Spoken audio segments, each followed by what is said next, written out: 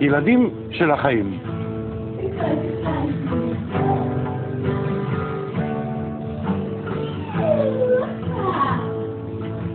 עיניי פקוחות מבלי לראות את השמיים,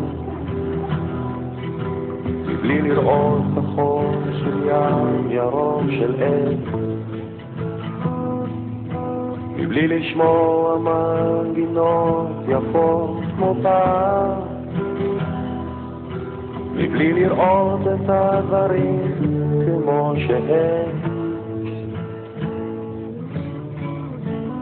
ילדים קטנים, ילדים גדולים, ילדים טובים וילדים רעים.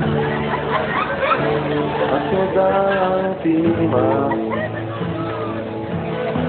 כולנו ילדים של החיים. אני נושם, אני חבוט בזרועותיי, אני רואה בבית חם ומשפחה, ואור בהיר בחלונות שאת פותחת.